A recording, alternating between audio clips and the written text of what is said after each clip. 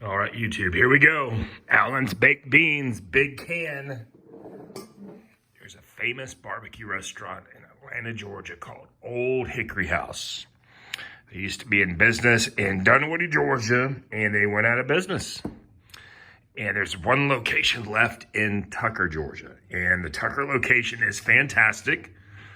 And I can't vouch for Tucker, but in Dunwoody, they served these beans, Allen's Baked Beans, as their baked beans. Now, did they add anything to them? I don't know. Maybe, maybe not. So I was able to get these at Restaurant Depot here in Texas. I've just opened the can. And they, it says on the packaging, it says, heat and eat. We recommend no additional ingredients. Our baked beans, eat our baked beans as they are. So I'm going to actually heat these in a saucepan as opposed to a microwave, just to let them sort of, cook down a little bit. They smell fantastic. And I know these are what they used at the Dunwoody location because they used to have pallets of them sitting out on Wednesday afternoons when their food service truck would deliver them. They would deliver all sorts of different kinds of products, and I would see these on pallets. I mean, it's not like they were ordering these for something other than baked beans. So I'm gonna heat these in a saucepan and see how they taste. I'm even gonna serve them in the same kind of bowl that Hickory House would serve them in, and we'll see how they taste. If they don't taste the same, my speculation is that they've added some sort of additional ingredients or spices or onions or something like that. But I'm just gonna put these in a saucepan here in a second. We'll heat them up, cook them down for a little bit and see how they taste. I mean, people have had Allen's turnip greens before. I mean, they sell Allen's products, in the grocery store, but have you ever seen Allen's baked beans? Of course not. So why is that? Is it just like that? This is their restaurant division? Anyway, this can cost me like $6 at Restaurant Depot. Of course, I had to pay tax on it because I'm not a restaurant. This was during the pandemic when they had their restaurant open, just for anyone who wanted, to come in if you weren't a restaurant. So anyway, these could be great. I mean, we're about to see. I mean, the sauce is really rich. I ate a little bit of it cold. I mean, it's... it actually has a lot of something heavy duty on the bottom. I guess it's some solids that sunk down there. It's probably better off being served, pouring out the whole thing, but we're just gonna see I'm gonna stir this at the bottom. Wow, it is really thick down there. Not thick like beans, but thick like some sort of...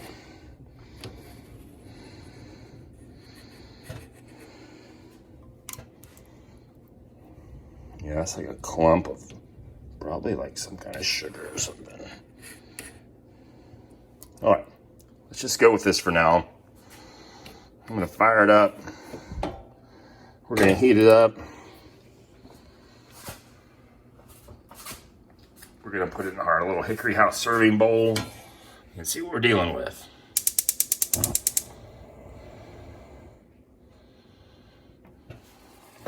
All right, so I've got these beans boiling, like a medium heat, stirring them and getting them to cook down because of all the times I ate at Hickory House. I never remember my baked beans being runny. They're always sticky and gooey.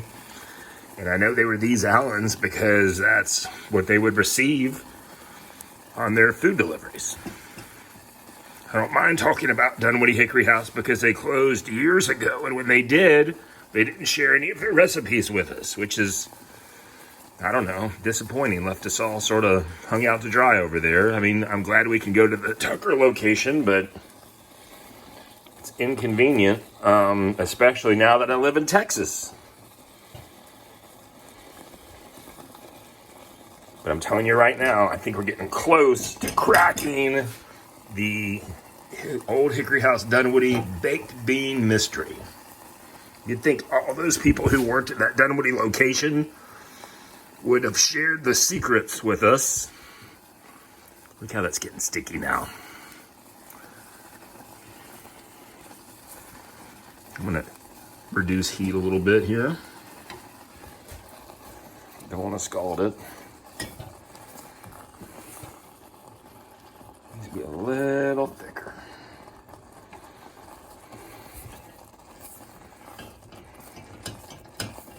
Do a little taste test real quick here.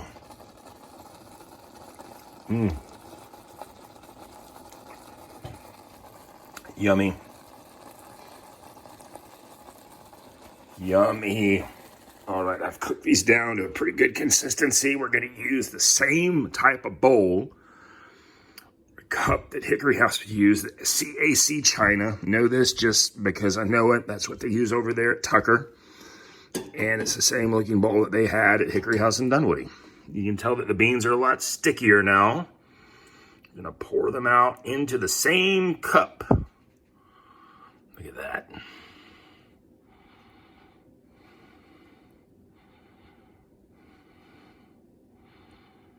Look at that. That's incredible.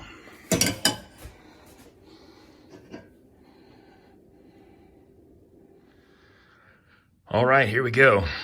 So this is cooked down, not quite as runny as it looks when it comes right out of the can. See, we allowed the water to boil off and cook down, and I mean, I wish I had some of the Red Rooster sauce, which I'm out of. Texas Pete Hotter is similar, but the Red Rooster is also a secret of Old Hickory House. It's like the Louisiana hot sauce, but made by the same company, but has a little more pop to it. Let's do a taste here. I just want to say, I was pretty good friends with Todd Black, who was the son of the folks who ran the Dunwoody location, and he is now deceased. And I wish he had been able to share with me all the great secrets of Hickory House, but did not have the chance to do so. And I cracked this code in his honor, because I know he would have shared the recipe with me had he still been with us.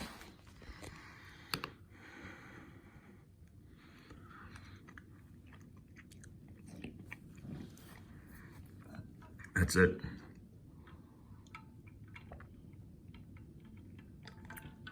That is 100% it. I mean, if Hickory House adds anything to it, I mean, they must just do it for fun, because this right here is it. I mean, what an amazing product. For it to be that good right out of the can is unreal.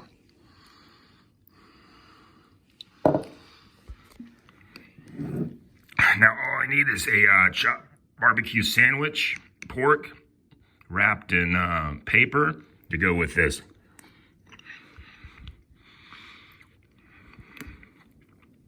Fantastic. I mean, my opinion on Hickory House is they could post all the recipes and I would still eat there. And I eat there because it is a hassle to round up all these specialty products they use. I mean, they could post their Brunswick stew recipe and I'd still go there. You know what I mean?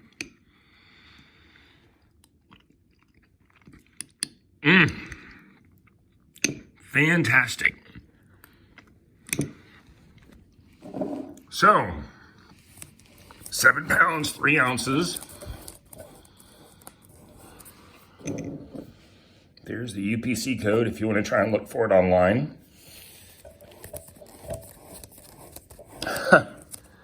Who knew? Who knew about this? So good.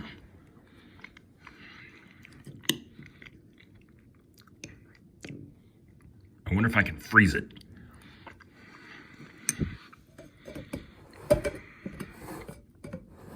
I'm gonna try to freeze it and I'll do a follow-up test maybe after 4 months. I imagine I'll have this mostly consumed within that time, but I'll keep a sample frozen section to see how it goes.